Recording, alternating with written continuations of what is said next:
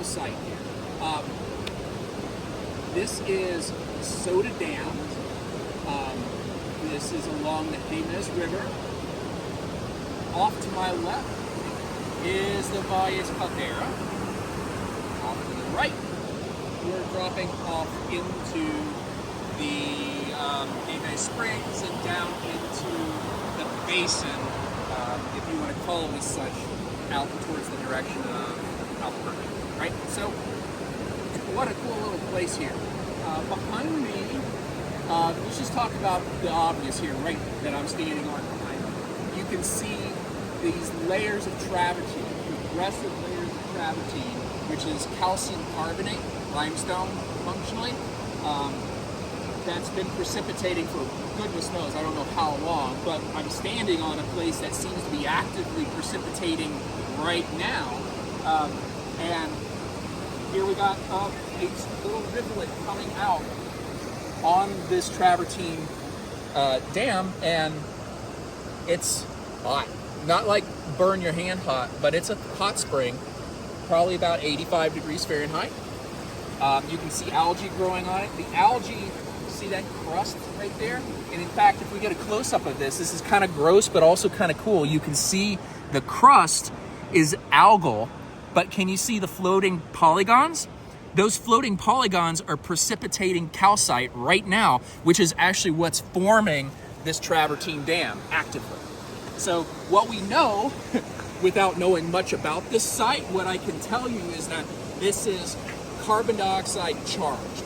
It's enriched in CO2, such that when it rises up to the surface and degasses, that carbonate will precipitate out.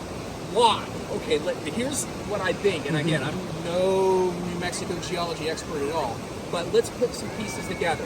One, way back on the horizon, you can see a flat top plateau, probably actually more like a cuesta because it's single-edged and drops off to the west on a slope. That cuesta has a very flat cap that is some kind of igneous, like rock, a lava flow of some kind. And below that, you see the banded layers of what are very likely Mesozoic age sediments. What age? Not sure. However, they have the same look and feel as the rocks that you see in Wyoming, which would be in the Sundance Formation, which is Triassic, Jurassic, that kind of age. And also, if we look off to our my left here, you can see sort of red sediments and red rocks, which are consistent with that. Now, that gets to, well, where's the carbon coming from? Because those are all sandstones, and Mesozoic materials largely go sandstones here. But below this are those Paleozoic age carbonates.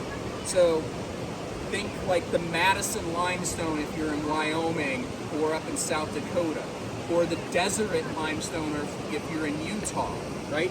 Those Cambro-Ordovician through Mississippian age carbonates are below us. And so that is your source for the carbon, but you've got to get it to the surface, right? And so, well, what do we have? We have a volcano not very far away that has a pretty impressive amount of heat from a magma chamber at depth.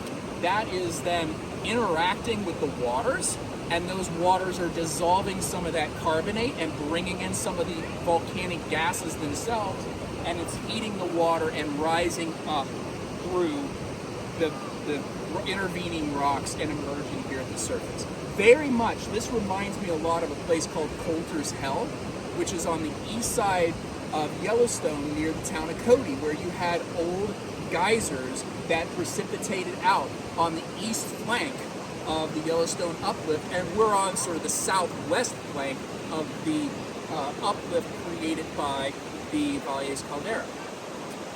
One last thing, so you got to have a pathway. What is that pathway? The most likely scenario is that you have active fractures and faulting, right? This is along a linear path. You can see the break right through there. Now that's probably recent gravity. Track this back that way. And I know from driving down through here that as we were coming down this canyon that Jemez River is in, the west side at a certain point had red Mesozoic rocks, and on the right side at the same elevation had volcanic rocks. So the likely scenario, as this is a big fault that runs sort of north-south-ish between Valles Caldera and Jemez Springs, and that creates your pathways for water to move and rise through the rock and precipitate. One last thing, this is really kind of cool. This water is hot. It's rising up through whatever pathway it's got and precipitating out this travertine. Immediately below us, like literally like right, 15 feet below where I'm standing, there's an active river cascading down over a small waterfall. And so this is kind of built up and over the top of the river that is flowing modern day. So like, what a cool little coincidence to see sort of that arrangement of thermal waters precipitating travertine and then an active river that's sort of keeping a carved pathway below us. Anyways, just really neat stuff. I'm gonna stop talking right now. We'll move on to the next place.